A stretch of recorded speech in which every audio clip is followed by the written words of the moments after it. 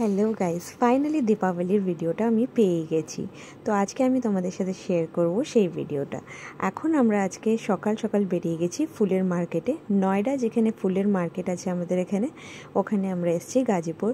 তো এখানে দেখতেই পাচ্ছ কতটা রাশ। প্রায় 2 ঘন্টা পর আমরা ফুলের মার্কেট থেকে বেরিয়ে এসে বাড়ি চলে এসেছি। আর এখানে ননি বেলপাতা আর দুব্ব নিতে এসছে। যেহেতু এখানে বেলপাতা অত সহজে পাওয়া যায় না, তাই জন্য বেলপাতা অনেকগুলো লাগবে। তো এখানে একটা গাছ আছে, ওই গাছে উঠে ও বেলপাতাগুলো পারলো।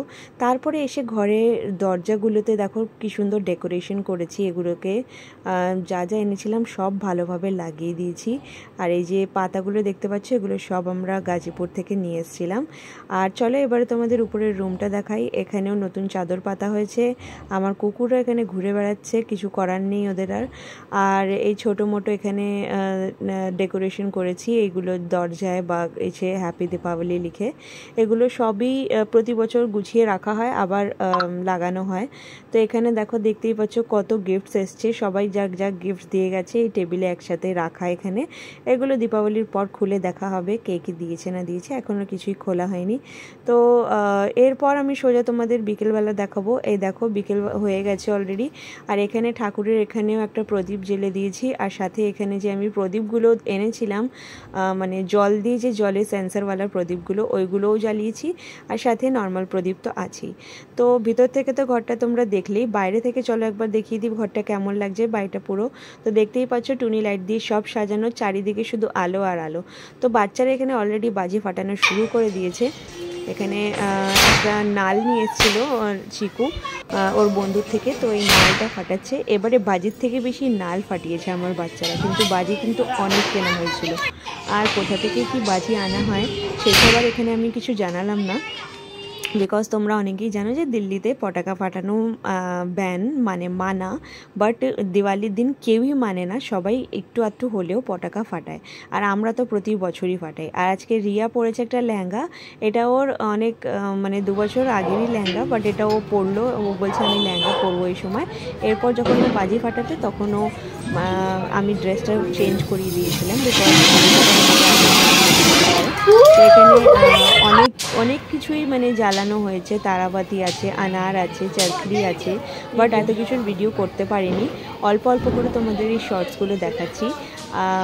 আর তারপর প্রায় মানে সবাই বাজি ফাটিয়েই যাচ্ছিলো। তো আমি এখানে রাত এখন বাজে 9টা কি 9:30। তো পণ্ডিত মশাই এসে গেছিলেন। আর পণ্ডিত মশাই এখানে পুজোর জোগাড় করছেন। রিয়া ড্রেস চেঞ্জ করে নিয়েছে, দেখতেই পাচ্ছ। আর আমি এখানে বানাচ্ছি সবার জন্য একটু চা। তো পণ্ডিত মশাই চা খেয়ে আবার হাত পা মুখ ধুয়ে ভালো করে তারপরে পুজোয় বসবেন। তো পুজোয় বসতে বসতে 9:30 অলরেডি হয়ে গেছিলো। প্রায় অনেকক্ষণ পুজো হয়েছে। এরপর যতক্ষণ মানে মাঝে মাঝে পুজোর মাঝখানে গিয়ে কটা পটাকা ফুটিয়ে আসলাম। তো কিছু কিছুর ভিডিও বানানো হয়েছে, কিছু কিছুর বানানো হয়নি। আমিও পটাকা ফোটাতে খুব ভালোবাসি, যেমন আমার হোলি ভালো লাগে সেরকম আমার দীপাবলিও ভালো লাগে। তো দেখতেই পাচ্ছ এখানে নালের শব্দে কিন্তু পুরো গলি একেবারে, আর কি বলবো। তারপরে এখানে বলি দেওয়া হলো, পুজো চলছে মাঝখানে এখানে বলি দেওয়া হলো। আর এখানে আমরা এবছর চাল কুমড়ো পাইনি বলে কলার বলি দিলাম। আর তারপরে এখানে পুজো দেখো, পুজো নিজের মানে কি বলবো, পুজো তো নিজের মতন চলেই যাচ্ছে। প্রায় এখন বাজে 12টা কি 12:30 বাজে। তো এই সময় বাচ্চারা রিয়া উপরে গিয়ে শুয়ে পড়েছিল। আর চিকু এখানেই, আমরা একটা মাদুর পেতে দিয়েছিলাম, চিকু এখানেই আশেপাশেই এখানে দেখো শুয়ে পড়েছিল। বাচ্চারা খুব হাঁপিয়ে গেছিলো, সারাদিন ক্লান্ত, সারাদিন ঘুমায়ও নি। তারপর 55টাই ওম লিখে প্রদীপ জ্বালানো হলো ঠিক 12টার সময়।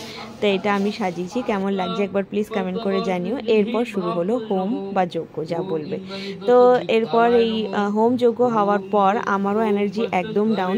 সত্যি বলতে কি একদম আর বসার ক্ষমতা ছিল না। সারাদিন খুবই ক্লান্ত, বাইরের ঘরের সব কাজ করেছি যা। আর কিন্তু পুজোর জোগাড় কিন্তু মাই করেছে, আমি অত বেশি পুজোর জোগাড়ে ছিলাম না। হ্যাঁ, বাইরের যত জোগাড় যন্ত্রী যেমন ফল ফুল বা বেলপাতা বা এই সব কিছু আমি আর ননি মিলেই করেছি।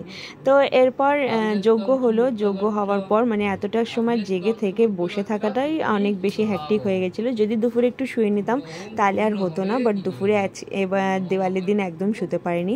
তো দেখো পুজো হতে হতে মানে শেষ হতে হতে 2:30 বেজে গেছিলো।